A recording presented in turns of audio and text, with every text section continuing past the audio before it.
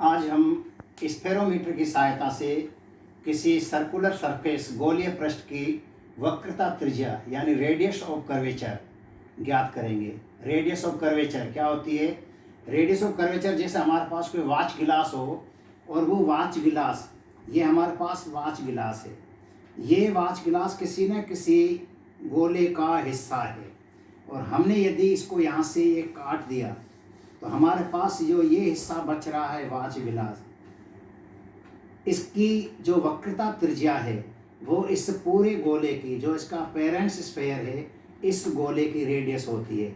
यानी ये जो रेडियस है इस वाच गिलास के संदर्भ में जब बोलेंगे तो ये रेडियस ऑफ कर्वेचर यानी वक्रता त्रिज्या बोलते हैं।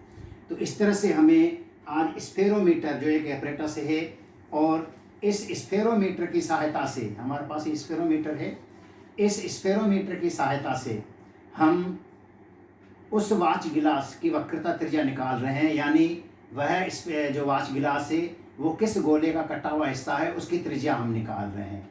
तो ये स्फेरोमीटर, ये हमारा मुख्य उद्देश्य आज का। और उद्देश्य के साथ हमारे पास उपकरण काम में आएंगे। तो वही उपकरण, सबसे पहले तो हमारे पास जो उपकरण है वो ये स्फेरोमीटर जो एक एपरेटस है, जिस तरह से हमने वर्नर कैलिपर्स, स्क्रू गेज किया है उसी सिद्धांत पर ये काम कर रहा है। और इस स्फेरोमीटर हमारा यह मुख्य इसमें उपकरण है। उसके साथ जो उपकरण, जिस वाच गिलास की हमें वक्रता त्रिज्या निकालनी है वो हमें उपकरण चाहिए, साथ में रीडिंग पढ़ने के लिए हमें मैग्नीफाइंग लेंस भी चाहिए। उसके बाद सिद्धांत, वो निकालने का तरीका जो अब तक हम वर्नर कैलिपर्स और स्क्रू गेज में इस्तेमाल करते हुए आए हैं, लगभग वही तरीका है।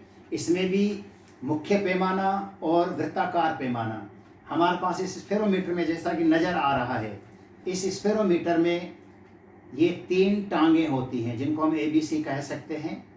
इस पर एक घूमता हुआ ये पेच होता है जो चकत्ती है।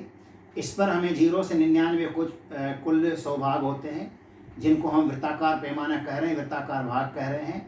और यहाँ पर हमें एक टांग के ऊपर एक खड़ी हुई पट्टी है जिसमें 0 से 10 और नीचे 0 से 10, ऊपर नीचे दोनों साइड 0 से 10, 0 से 10 पॉइंट लिखे हुए हैं। और ये जो 0 से 10 है ये यहाँ पर मुख्य पैमाना है। मुख्य पैमाना ऊपर के साइड भी हो सकता है, नीचे की साइड भी माइनस में और प्लस में दोनों में हो सकता है। सिद्धांत के तहत वही बात है। यहाँ पर 0 से 10, यहाँ पर 0 से 10 मतलब 0 से 10 mm यानी 1 सेंटीमीटर। 0 से 1 सेंटीमीटर के बीच में 10 भाग हैं, यानी एक खाने का मान जिसे हम पहले पढ़ते हुए आ रहे हैं 0.1 सेंटीमीटर। और यहाँ पर वृत्ताकार पैमाने वही 0 से 99 भाग कुल 100 भाग हैं जो कि हमारे पास सर्कुलर स्केल वृत्ताकार पैमाने के कुल भाग हैं। और उसी तरह से जैसे हम पहले निकाल चुके हैं, मुख्य पैमाने के एक अंक का मान 1/10 सेंटीमीटर यानी 0.1 सेंटीमीटर।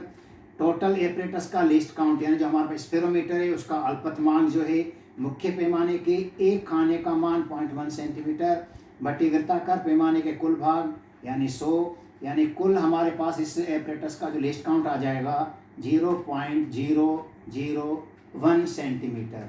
यानी स्क्रू गेज की तरह ही इसका भी जो लिस्ट काउंट है 0.001 सेंटीमीटर। हम इससे दक्षता से, एक्यूरेसी से इसका पाठ्यांक ले सकते हैं। और हमारे पास ये 3 टांगें, इन 3 टांगों को हम ABC अगर कहीं पर हम प्लेन पेपर पर रखकर इनको पॉइंट करेंगे, दबाएंगे तो हमारे पास एक इक्विलैटरल ट्रायंगल बन जाएगा, समबाहु त्रिभुज बन जाएगा ABC। इनके तीनों टांगों के बीच की दूरी A और B के बीच A1, B और C के बीच A2 और A और C के बीच A3।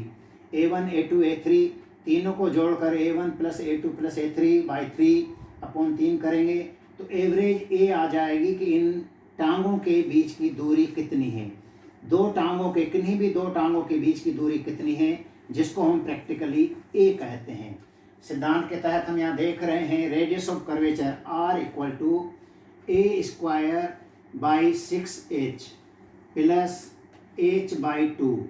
यहाँ पर R उस वक्रतल जो हमारे पास वाच गिलास है उसके रेडियस ऑफ कर्वेचर वक्रता त्रिज्या है।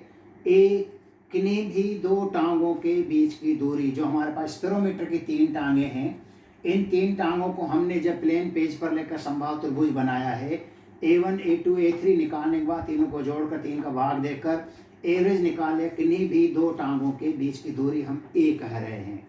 यहाँ पर 6H, H मीन हम जब वाच गिलास को इस स्पेरोमीटर पर हम निकालते हैं, जो बीच का ये पेच है जो नीचे ऊपर हो रहा है इस चकत्ते के साथ, उस वाच गिलास पर इस पेच को टच करते हैं और इस तरह से टच करते हैं कि ये तीनों टांगें और ये पेच वाच गिलास को पूरी तरह से छू रहा हो।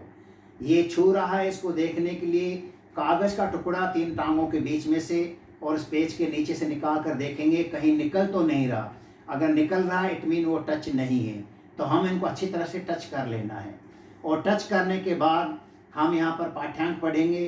पाठ्यांक पढ़ने का वही तरीका, ये हमारे मुख्य पे जो वृत्ताकार पैमाना है, वृत्ताकार पैमाने की चकत्ती का जो किनारा है मुख्य पैमाने पर कहाँ तक आ रहा है, जहाँ पर भी आ रहा है मान लीजिएगा वो 4 और 5 के बीच में आ रहा है, यानी 0.4 और 0.5 सेंटीमीटर के बीच में आ रहा है, तो हम 0.4 सेंटीमीटर मुख्य पैमाने का पाठ्यांक, और उस समय इस खड़ी हुई पट्टी मुख्य पैमाने के सामने वृत्ताकार पैमाने का जो भी भाग आ रहा है, मान लीजिएगा वो 55 आ रहा है, तो 55 मुख्य वृत्ताकार पैमाने का संपातित चिन्ह, और संपातित चिन्ह को दिए हुए जो हमारा लिस्ट काउंट आया था उस लिस्ट काउंट से मल्टीप्लाई करके हम यहाँ पर लिख लेंगे वृत्ताकार पैमाने के पाठ्यांक में ए और सी, जिस तरह से हमने स्क्रू गेज में जोड़ा था जोड़ लेंगे, हमारे पास ये कुल पाठ्यांक आ जाएगा।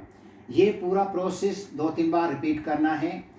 हमें ये जो होगा ये हो जाएगा उभरे हुए तल का ऊंचाई, यानी हमने चूंकि उभरे हुए तल पर लिया है तो उभरे हुए तल की ऊंचाई, और दूसरी बार यही पाठ्यांक हमें प्लेन पट्टिका पर लेना है, जो बिल्कुल प्लेन हो, समतल पट्टिका हो। समतल पट्टिका पर सामान्यतः हमारे पास जो रीडिंग आती है 0-0 आती है, लेकिन जो भी पाठ्यांक आए हम समतल पट्टिका पर भी ले लेंगे और उभरे हुए तल पर भी ले लेंगे। और उभरे हुए तल पर लिए गए पाठ्यांक मान लीजिए H2 है, समतल पट्टिका पर लिए हुए H1 है, H2 माइनस H1 बराबर H, जो कि इस फॉर्मूले में H की वैल्यू है। इस तरह से इस फॉर्मूले में R बराबर A²/6H प्लस H/2 वैल्यू रखेंगे, तो हमें उस वाच गिलास की वक्रता त्रिज्या निकाल लेंगे, यानी वह वाच गिलास किस गोले का हिस्सा है उस गोले की त्रिज्या हम निकाल लेंगे।